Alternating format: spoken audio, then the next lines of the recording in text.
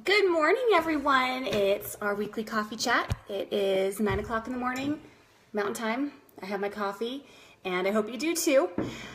I'm going to go ahead and just jump in to a post that I saw from one of my friends, and I thought it was something that I think everyone can relate to, but I wanted to address it from someone who has experienced it and come out on the other side. It was a friend who is getting her a degree, whether it's an undergrad or master's, I don't know. But she is getting completely overwhelmed with trying to juggle that, her family life, and a photography business. My quick answer to that is to raise your prices, but reality is that there's a lot more that goes into that. Here's the deal. Busy does not equate always with successful. Busy is stressful. Busy means that you are not able to fully dedicate your time to your family, your friends, your school, or whomever because you are spread way too thin. Busy does not make you profitable. Busy just drives you into the ground if you're not careful about that. So when you start to have a feeling where you're totally overwhelmed, where you don't know what to do, then you really, really, really owe it to yourself to start thinking outside of your own box. Don't limit yourself on your own pride of editing, your own pride of responding personally to emails, things like that. You need to start thinking about where you need to be as a person, as a mother, as a business owner, and as a photographer to your clients. Your family comes first. If you are so stressed out that you cannot have some time to be able to hang out with your family, or you're so stressed out that you cannot make your own kids' soccer games, or you're biting your husband's head off because you don't know how to get your editing done, turn your clients around, and be able to accept new clients because you have a wave and add in something like school on top of that, that is not healthy for you. It's not healthy for your family. It's not healthy for your kids. No one. Your clients are going to feel it, and your quality of work is going to start to diminish. So before you start to feel overwhelmed in that sense of busy, I want to say one thing. Outsource. Raise your prices. Actually, that's two. By doing those two things, you are allowing yourself to be a better you in your business. If your true gift is with dealing with clients and capturing moments that no one else can capture because only you can see things the way you do, then teach someone to do your editing for you. The reality is, if you're like a lot of photographers, the time behind the camera is minimal compared to the time that you're spending editing and culling through images and doing all those other things. If you simply raise your prices by anywhere between $75 and $150 per session, which for some of you might make you choke on your coffee, but really that is a drop in the bucket because then you can better focus on each and every one of your clients.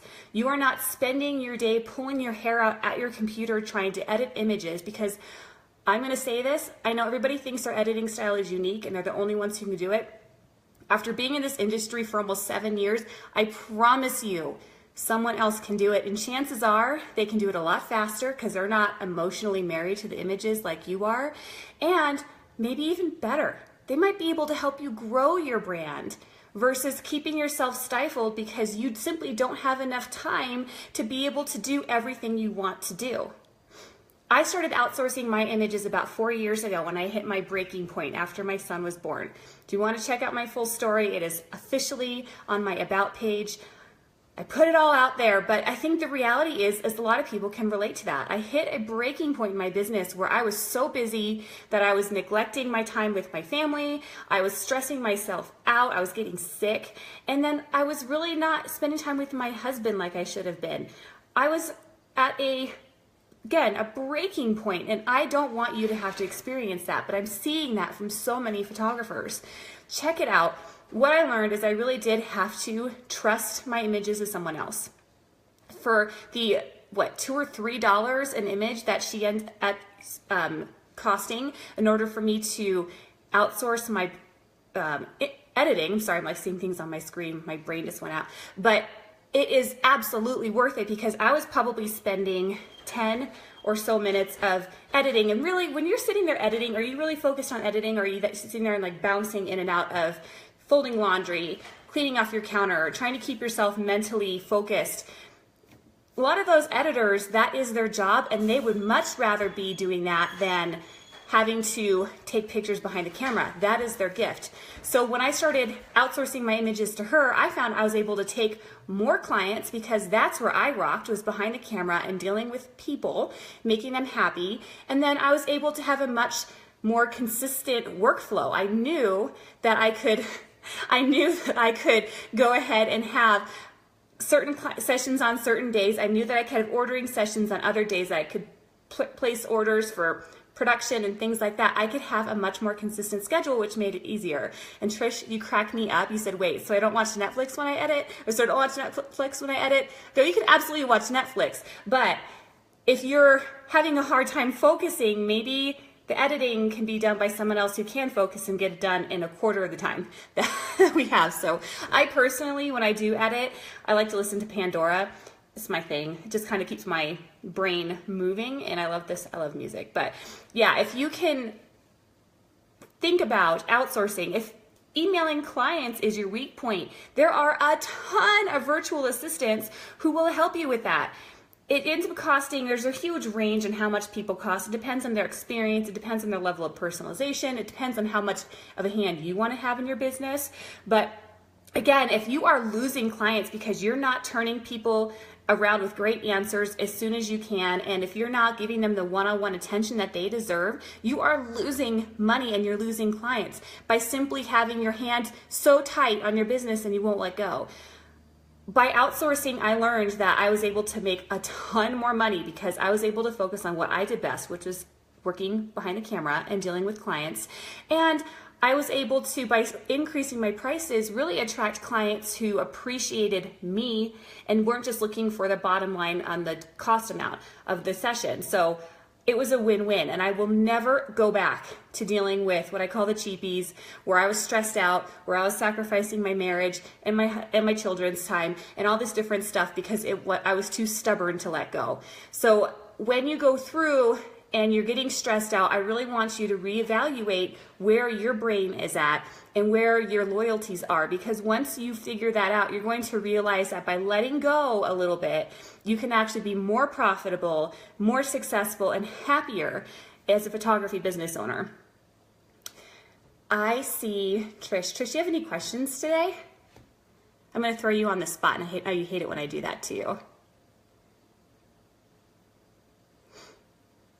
But for real, I just see this so much with photographers, and I have to say it does tend to be with women more than men. I think women, we're in a position, when you think of it, Trish, you can ask the question, but when I see women in particular trying to juggle family life and running a business and adding in school, I'm going to be doing that myself here starting in May, and of course I am ramping down on what I'm doing with my business as far as where my hands are at. I'm going to focus on where I am the best, and I'm going to hire out for everything else because it is not worth my sanity to try to get as many clients as I can to feel like I'm successful. It just doesn't work that way. But women in particular, we need to get over this feeling of inadequacy, that we do have to figure out that we are worth what we are charging. We are not supplemental income, friends. We are not treating our business as supplemental income. It is a full-fledged business. If you are taking in clients, you need to treat it as a full-fledged business. So please respect yourself enough to know that if you are getting stressed out and you cannot take the number of clients who are coming in without getting stressed out, feeling like you're sacrificing other things you need to be focusing on, then you need to increase your prices. I am going to be doing a webinar next week on it. Hopefully I won't have the epic Wi-Fi issues that I had last week when I was doing one with Brooke. But I really want to talk about, yes, I'll answer that question here next, Trish. Thank you for asking that. She asked any advice on saying no. I'll definitely jump into that. But when for next week, I will send out some information on our email list. So check it out. It'll help with what I'm talking about and getting the confidence and figuring out how to adjust your prices in a way that makes sense. Okay, any advice on saying no? Yes. It kind of goes into what we were just talking about. As a matter of fact, I'm going to start from there. What I had to do is I really had to write down exactly where my time commitments were.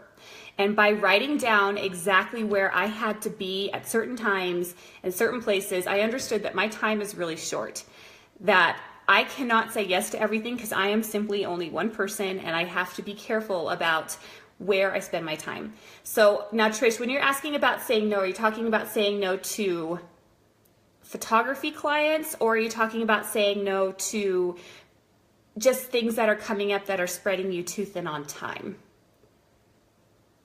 I know you can't type that fast, but I think there are two different answers to those questions.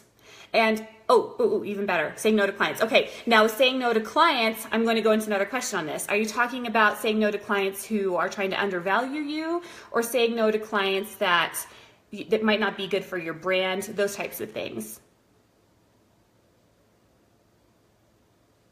And I'll wait here. No pressure, girl, no pressure. Okay, so when I see a client that doesn't necessarily work with my brand, and I know Trish and I both work with high school seniors, and the good thing about the digital age is that I can kind of do a little bit of back research on my clients. I know pretty quickly whether or not the seniors I want to work with are a good reflection of my brand. I want to make sure I really work with seniors who are friendly, who are great community involvement members, people who I am proud to say are my clients. Every once in a while, I'll come across someone who doesn't necessarily jive. What I do is I kind of do a little bit of research. I look them up on Instagram, I look them on Pinterest. It's a little bit of stalking. I hate to say it, but I want to find out who this person is. I want to find out where they're coming from. If I don't feel like they work with my brand, I just say, hey, I am booked out for those particular dates you're looking for, but I would be happy to suggest a bunch of other people, because even though that might not work for me, they might work for other people. For some reason, like if the brand, for some reason, I'll say it this way, I'm not talking about like mean girls. I'm not talking about someone who it just doesn't fit personality wise. I'm talking about someone who maybe they want to be able to get outdoor adventure shots, and I'm not an outdoor adventure girl. I am more of a fashion photographer for high school seniors. I know a ton of other photographers here in Colorado who will do adventure type things. Say someone wants to go out to a shooting range and do it. This is a thing in Colorado.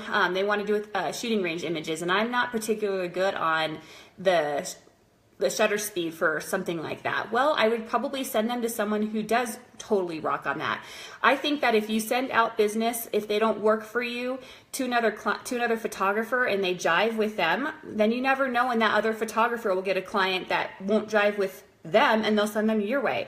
I had a good friend in Texas, and by sheer coincidence, we ended up attracting a set of twins, and one twin hired my friend and the other twin hired me. And it worked out beautifully because the one twin who hired my friend, she wanted more outdoorsy, campy images where she was literally on the beach with a campfire with her Texas flag. That was what she wanted, and my friend rocked it. She did such beautiful images on it. Whereas the twin I had wanted more images that were kind of high fashion, where she had the higher posing and things like that. That was what she wanted. And it was really cool seeing the side-by-side comparison, how you took a set of twins who were very different, even though same parents, everything, same upbringing, but very different. Two different photographers produced two different results that both girls were happy with. So when I had other outdoor adventure type girls come up to me and ask for my availability, I was gladly able to send them over to my friend Carrie in Texas, and she did the same with me. So just because you're saying no to a client doesn't mean that you're turning away business if it doesn't work for your brand, because a lot of times if another photographer, if you treat them well and you refer a good client over and you say yes to sending them over there, they will send people your way as well. So I hope that answers your question, Trish. But if there are mean girls and things like that, which I know I don't know, I have had to say no to, that's a whole other thing. And in that case, I just say, I'm sorry, I'm booked up. I mean, usually I am. But I would rather turn someone away who's going to not reflect my brand and everything well than to try to accept them and then have problems. Because if I'm not working with them from the very beginning as far as compatibility goes, then there's no way that the end images are going to be what they want or what I want. Oh, I'm glad. Thanks, Trish. Perfect. Okay, any other questions? I've seen a couple people pop in and out. I wish I could see who they were, but I wanted to say that if you guys want to watch the replay of this, please do. Again, I'm going to be doing a pricing webinar on Thursday, and I'm going to plug in my HDMI cable directly into my router so I don't have the Wi-Fi issues. But I'm going to talk about pricing for what you're worth, understanding how to, when you start going up into higher price brackets, that you actually start to attract people who value your work more and not less. So that's pretty awesome. And then I will start talking about how the pricing structure that you use can affect the psychology of how people want to spend with you as well. So there's a lot that goes into it. I know Trish has seen me doing an actual in-person ordering session virtually, so she's seen how simple it really can be, and I want to make sure I can spread the word and help other people have great prices as well, so they're not getting stressed out. They're not dealing like with my friend was that I mentioned at the beginning of this coffee chat, where she's at a breaking point. I don't want that to happen for you, because that's not a fun place for anybody to be. And what happens there is either you fail and you go ahead and shut your business down, or marriages fail, or you figure out how to pull yourself up from your own ashes and make it work. I would rather have you be the third option. Pull yourself up out of your own ashes, make it work, and don't ever look back on some of the bad decisions you might have made in your past, because you can get past it. You can attract awesome clients, and you can get what you're worth.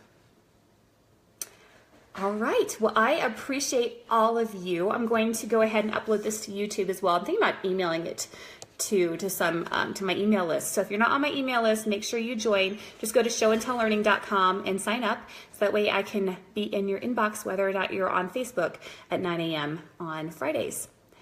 Okay, we'll talk to you later. Bye, guys.